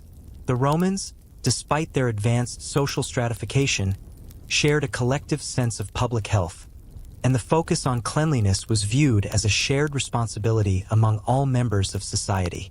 Public baths were places where people of all social classes mingled, and maintaining hygiene was as much about public order as it was about personal well-being. The widespread use of public latrines and bathing facilities further underscores the Romans' collective commitment to public health. Despite this, some people found the use of urine in everyday life to be off-putting. Roman satirists and writers sometimes poked fun at these unconventional practices, often with a sense of humor that reflected the social divide. Wealthy Romans, in particular, might have been less inclined to partake in such practices, preferring instead to rely on perfumes, oils, and luxury products to maintain their appearance. The elite class had access to fine cosmetics and personal care treatments, but even they likely understood the practicality and effectiveness of using urine for various purposes. In many ways, urine was simply another tool in the Roman arsenal for maintaining health and beauty. What's especially interesting is how Roman society embraced this approach to personal care despite the apparent discomfort it might have caused. They didn't just accept these practices, they institutionalized them. The Roman medical community, for example, didn't just disregard the use of urine in everyday health practices, they often endorsed it. Famous figures, such as Galen, a prominent Roman physician, wrote extensively about the medicinal properties of urine. His endorsement, along with the contributions of other medical practitioners, helped solidify the practice as an accepted part of Roman healthcare. Historians still debate whether this acceptance of urine as a valuable substance was due to genuine medical efficacy or simply a matter of cultural norms. Some believe that the widespread use of urine in Roman society was primarily a result of limited medical knowledge and understanding. In contrast, others argue that it was an effective treatment given the context of the time. Regardless of which side you fall on, one thing is sure: Roman society saw urine not just as waste, but as a valuable and versatile resource. It's also worth noting that the Romans weren't the only ancient culture to incorporate urine into their daily practices. As we've seen, the ancient Egyptians also used urine for medicinal and cosmetic purposes. In some parts of medieval Europe, urine continued to be utilized in similar ways. The broader cultural acceptance of urine, both in its medicinal and hygienic applications, highlights a shared belief that waste products could be repurposed for healing and cleanliness. This mindset, though foreign to us today, was part of a larger worldview where people made use of what they had available, often turning what others might consider refuse into valuable tools. However, by the Middle Ages, much of the cultural acceptance of urine as a valuable substance had faded. The rise of Christianity, combined with advancements in medical knowledge, led to the decline of certain Roman hygiene practices. Public bathing, once a cornerstone of Roman life, was gradually abandoned in many parts of Europe, and the use of substances like urine for personal care fell out of favor.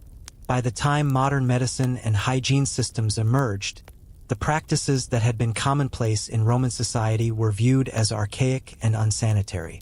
The transition from these ancient practices to modern hygiene systems marks a significant shift in our understanding and approach to public health. Yet, despite the decline of these practices, some elements of Roman hygiene still influence us today. The concept of public sanitation, for example, which the Romans pioneered with their aqueducts, sewers, and latrines, remains evident in modern cities. The Roman emphasis on public health and hygiene laid the groundwork for the development of contemporary public health infrastructure, including the establishment of clean water systems and effective waste management practices. While the specifics of Roman hygiene, like the use of urine, may seem odd to us now, their broader approach to sanitation and health laid the groundwork for the systems we use today. The lasting influence of Roman hygiene practices on modern society underscores their cultural significance and contributions to public health. In addition, The Roman focus on beauty and personal care continues to influence our modern understanding of self-presentation.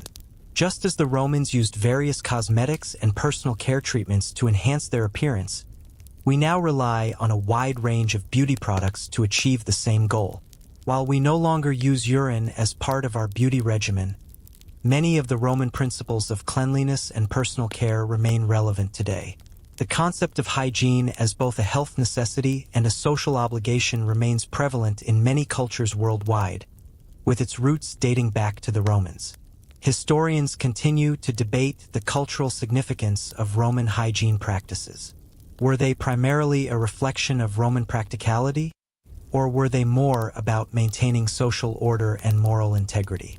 Some scholars suggest that hygiene in Roman society reflected their desire for control and discipline. In contrast, others point to the communal aspects of hygiene as evidence of a more inclusive and egalitarian society.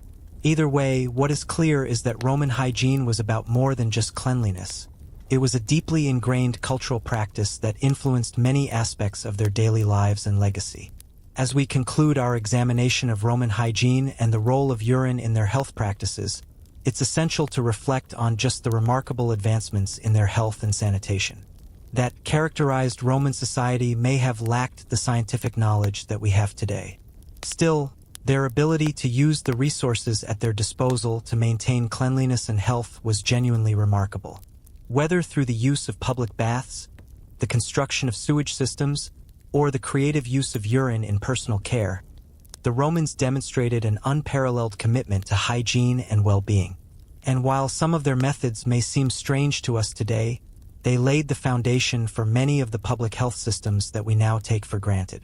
Now that we've explored the intriguing role of urine in Roman society, let's delve into the resilience of these hygiene practices. Despite the fall of the Western Roman Empire, the legacy of Roman hygiene practices endured, influencing the development of modern public health systems and personal hygiene routines. This resilience is a testament to the enduring influence of Roman innovation. After the fall of Rome in the 5th century AD, the sophistication of Roman hygiene systems began to erode. The tremendous public bathhouses, once hubs of social life and cleanliness, fell into disrepair, and many were abandoned. The public infrastructure that had supported the Roman sanitation system, including aqueducts, sewage systems, and the advanced plumbing that brought fresh water to the cities, gradually crumbled. With the decline of the Western Roman Empire, the focus on public sanitation and hygiene that had been so central to Roman life began to fade. Historians continue to debate the reasons behind this decline. Some scholars suggest that the collapse of the Roman Empire led to a breakdown in the civic-minded approach to public health. With the decline of centralized Roman authority, local communities struggled to maintain the infrastructure necessary for public health and hygiene. Others point to the rise of Christianity during the medieval period, which contributed to a change in attitudes toward cleanliness. During the Middle Ages, many Christian leaders associated bathing with moral corruption, believing that public baths, especially communal ones, could encourage sinful behavior. This shift in religious and social values contributed to the decline of public bathing culture in Europe. The decline of Roman hygiene practices during the Middle Ages was not merely a matter of inconvenience. It had profound consequences for public health. Without the advanced sanitation systems of the Romans, European cities began to suffer from widespread outbreaks of disease, including the Black Death in the 14th century. The lack of access to clean water, inadequate waste management, and the absence of public bathhouses contributed to the spread of infectious diseases, and hygiene practices took a severe step backwards during this period. The collapse of the Roman sanitation system also meant that many of the advances made in medicine and hygiene were forgotten or abandoned for centuries. However, the idea of public health and hygiene would eventually make a comeback, and much of this revival can be traced back to the rediscovery of Roman ideas and practices during the Renaissance. As European scholars began to study ancient texts, including the writings of Roman medical experts like Galen, the principles of Roman hygiene and medicine were brought back into the spotlight. The Renaissance marked a renewed interest in the classical world, and many innovations pioneered by the Romans began to influence modern medicine and public health systems. One of the key aspects of this revival was the idea of sanitation as a public service. The Romans recognized that clean water, proper waste disposal, and public bathhouses were essential for maintaining a healthy and thriving society. During the Renaissance, European cities began to rebuild some of the infrastructure that had been lost after the fall of the Roman Empire. New systems for plumbing, waste management, and public sanitation were developed, often drawing inspiration from Roman models. For example, the development of public fountains and the reintroduction of public baths in some parts of Europe were part of this renewed interest in Roman hygiene. The influence of Roman hygiene on later public health practices is also evident in the development of modern plumbing systems. While we don't use the hypocaust heating system or rely on public latrines the way the Romans did, many of the basic principles of Roman sanitation remain relevant today. The Roman focus on clean water, waste management, and public access to hygiene facilities has laid the groundwork for modern plumbing systems, ensuring cities have clean drinking water and efficient waste disposal. In addition to the physical infrastructure of sanitation, Roman hygiene also had a cultural impact. The idea of cleanliness as a virtue, deeply ingrained in Roman society, was revived in the Renaissance and became a cornerstone of Western hygiene practices.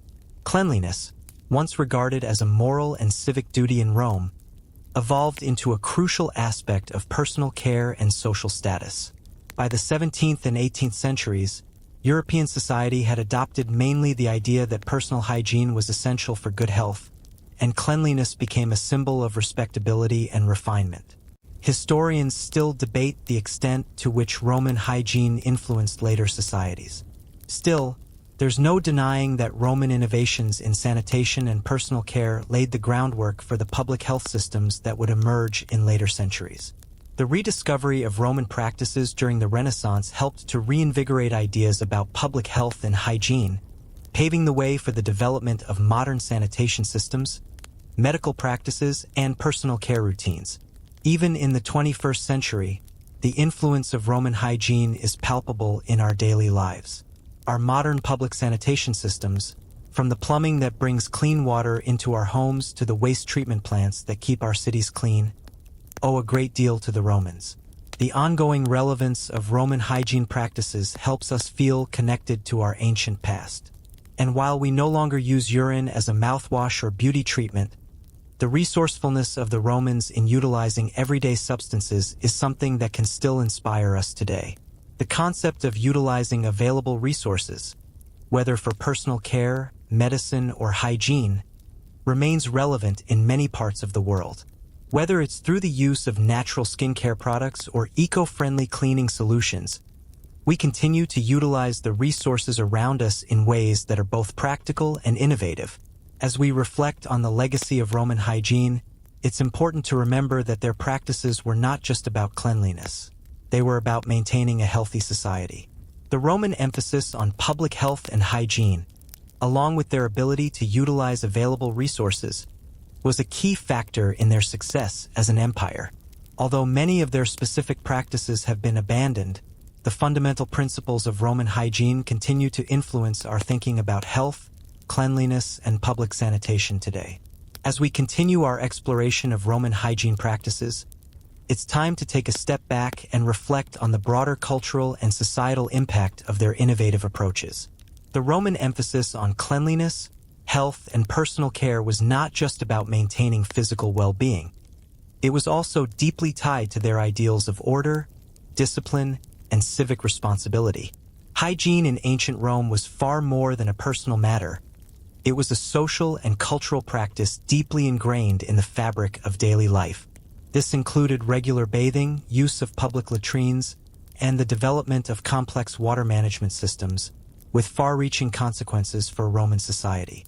One of the most striking aspects of Roman hygiene was its institutionalization. The Roman Empire was, at its core, a highly organized society with an intricate system of laws, public works, and social structures. Hygiene, as a part of this system, was similarly organized and regulated. From the construction of public baths to the development of complex water management systems, the Romans recognized that maintaining public health and cleanliness was essential for keeping their society functioning smoothly.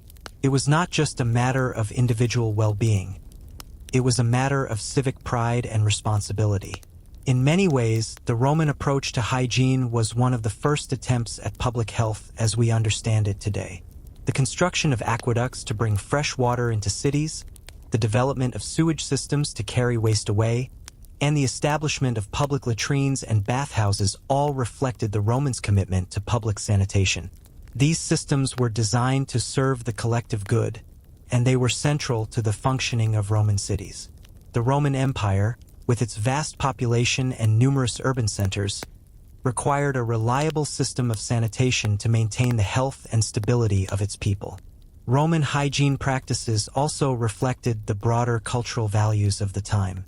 The Romans were deeply concerned with personal appearance and cleanliness, and these concerns were closely tied to notions of social status, moral integrity, and civic duty. Personal hygiene was viewed as a reflection of one's character. A clean body was seen as a sign of self-discipline, responsibility, and respect for society. This belief in the connection between cleanliness and morality is evident in the way Romans approached their daily routines. They were not just concerned with washing their bodies. They were also worried about cultivating an orderly and virtuous life. However, the focus on hygiene was not just about individual well-being or personal morals. It was also about the social cohesion of the Roman Empire. The public baths, which we've already discussed, were not just bathing places. They were hubs for social interaction, political discourse, and community building. Bathhouses were among the few places where people of all social classes could come together, regardless of their wealth or status. The baths served as equalizing spaces, where the boundaries between the rich and the poor were momentarily blurred. This communal aspect of bathing mirrored the Roman ideal of a united, harmonious society. Interestingly, the idea of public health as a communal responsibility wasn't limited to hygiene. Romans also had a strong sense of civic duty when it came to other aspects of health, including food, exercise, and mental well-being. The idea of maintaining balance, whether through diet, exercise, or personal care, was central to Roman life. This focus on balance is evident in the Roman emphasis on moderation in all aspects of life, from food consumption to leisure activities. Romans believed that a balanced life was a healthy one, and this belief influenced their approach to hygiene. While the Romans didn't have the advanced scientific knowledge we have today, their approach to health and hygiene was rooted in experience and observation. They understood that keeping the body clean was essential to preventing illness and promoting well-being. This understanding, combined with their resourcefulness and innovative use of available materials, allowed them to create some of the most advanced sanitation systems of the ancient world. However, it's important to note that their understanding of disease transmission was limited, and their sanitation systems were not foolproof. The Roman commitment to hygiene and public health was a key factor in the empire's success, and it remains a legacy that continues to influence us today. Historians continue to debate the extent to which Roman hygiene practices were directly linked to the success of their empire. Some suggest that the Romans' ability to maintain public health played a crucial role in their military prowess. In contrast, others argue that hygiene was simply one aspect of a much larger system of Roman governance. Regardless of the debate, there's no denying that Roman hygiene practices had a lasting impact on the development of public health systems in later civilizations. The Romans set the foundation for modern sanitation, with their construction of aqueducts and sewage systems serving as the basis for our contemporary water and waste management systems. Their understanding of hygiene as a civic duty has had a profound influence on the way we think about public health today. As we reflect on the Roman legacy of hygiene, it's essential to remember that their practices were not just about maintaining bodily cleanliness. They were about fostering a society that valued health, order, and social cohesion. The Roman commitment to cleanliness reflected their broader cultural values, and their innovations in sanitation and public health continue to shape the future of medicine and hygiene. Although the Romans lived in a world without modern science, they developed systems and practices that continue to resonate with us today, inspiring us with their lasting impact on contemporary public health. The Roman legacy of hygiene is particularly relevant in the context of modern public health crises.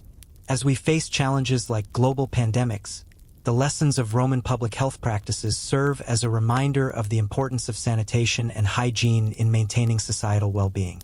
The concept of public health as a communal responsibility, central to Roman life, remains a valuable lesson for us today. Whether it's through the development of clean water systems, the promotion of personal hygiene, or the creation of spaces for community care, the Roman commitment to health and hygiene continues to inspire modern societies around the world. As we conclude our exploration of Roman hygiene, let's take a moment to appreciate how far we've come in our understanding of public health. While many of the practices that the Romans pioneered are now obsolete, the core principles of hygiene, cleanliness, balance, and civic responsibility are as relevant today as they were in ancient Rome. The Romans may have used urine as a mouthwash and created elaborate public baths. Still, their true legacy lies in their understanding of hygiene as an essential component of a functioning, healthy society. As we continue to face new public health challenges, we can draw inspiration from the Roman commitment to sanitation, hygiene, and the greater good. As we approach the final section of our exploration into Roman hygiene practices, it's time to reflect on what we've learned and how the Romans' innovations in health and cleanliness continue to resonate with us today. From the use of urine for personal care and medicine to the development of public baths and advanced waste management systems, the Roman approach to hygiene was characterized by practicality, resourcefulness, and civic responsibility. Although many of their methods might seem strange or even unpleasant by today's standards, the legacy of Roman hygiene continues to influence modern sanitation, healthcare, and public health systems. The Romans were ahead of their time in many respects. Their ability to create and maintain complex public health infrastructure, such as aqueducts, sewers, and public baths, laid the foundation for modern urban planning and public health initiatives. In the centuries following the fall of the Roman Empire, much of this knowledge was lost, and many of the innovations in public hygiene that the Romans pioneered were abandoned. However, as we've seen, these practices were eventually rediscovered during the Renaissance and later periods, and they formed the basis for the sanitation systems that we now rely on today. It's inspiring to consider how the Romans, despite their lack of modern scientific knowledge, managed to develop such effective systems for maintaining public health. Their reliance on readily available resources, such as urine, for hygiene and medicine is a testament to their practical ingenuity. The fact that they used urine for mouthwash, skincare, and even medical treatments may seem odd to us, but it reflected the Roman mindset, making the most of what was readily available. This resourcefulness is something we can still learn from today, as we continue to look for sustainable and practical solutions to modern problems. The social and cultural significance of Roman hygiene practices is also worth considering. Hygiene was not just about cleanliness, it was about social order, morality, and civic responsibility. In Roman society, a clean body was seen as a reflection of a clean mind and virtuous character. The emphasis on public baths and shared hygiene spaces highlights the Roman belief in the importance of communal health. These communal spaces were places of social interaction, where people from all walks of life could come together to bathe, relax, and exchange ideas. The communal aspect of Roman hygiene practices was central to their sense of unity and civic pride, a feeling we can still experience today. It's also important to recognize that Roman hygiene practices were a key factor in the success of the Roman Empire itself. The Romans understood that a healthy, well-maintained society was a productive society. Their public health infrastructure, including their advanced systems for water management, waste disposal, and personal hygiene, helped keep their cities clean and disease-free. This commitment to public health contributed to the empire's longevity, allowing it to thrive for centuries. The Roman understanding of hygiene as a communal responsibility, rather than just an individual concern, is a lesson we can still apply today as we address global health challenges. Despite the fall of the Western Roman Empire and the decline of many of their public health practices, the Roman influence on hygiene and sanitation has endured. The infrastructure and systems they developed continued to influence later civilizations, and many of their innovations were rediscovered and refined during the Renaissance and Enlightenment periods. Today, the legacy of Roman hygiene practices is evident in modern sanitation systems, urban planning, and public health policies, creating a sense of continuity and connection with the past for us. One of the most enduring lessons from Roman hygiene is the idea that cleanliness is not just about personal health, it's about social well-being and community. The Romans understood that maintaining public health was essential for the stability and prosperity of their society. This understanding of hygiene as a shared responsibility has been passed down through the centuries and remains a fundamental principle of modern public health systems worldwide. As we enter the modern era, we can look to the Romans as pioneers in the fields of hygiene and public health. While their methods may seem primitive or even strange today, they were working with the best knowledge and resources available to them at the time. The Roman commitment to hygiene, whether through public baths, sophisticated plumbing systems, or the innovative use of urine, laid the groundwork for the modern sanitation and healthcare systems that we take for granted today. And while we no longer use urine as a mouthwash or a beauty treatment, the fundamental principles of Roman hygiene remain relevant. The idea of utilizing available resources, maintaining public health, and promoting cleanliness as a civic duty is a set of values that continue to shape our modern approach to health and well-being. The Roman understanding of hygiene as both a personal and communal responsibility is a legacy that we can carry forward as we face new challenges in public health.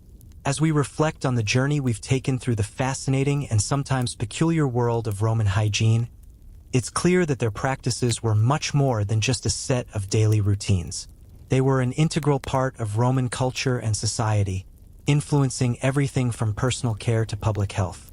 The Romans didn't just create systems for sanitation and hygiene, they made a cultural mindset that saw cleanliness as essential to the well-being of both the individual and the community. So, the next time you brush your teeth or take a shower, remember the Romans and their resourceful use of everyday materials to maintain health and cleanliness. While we've come a long way in our understanding of hygiene, the Romans' commitment to cleanliness, health, and public well-being continues to resonate with us today. Their legacy reminds us that hygiene isn't just about looking good. It's about feeling good, staying healthy, and contributing to a healthier society.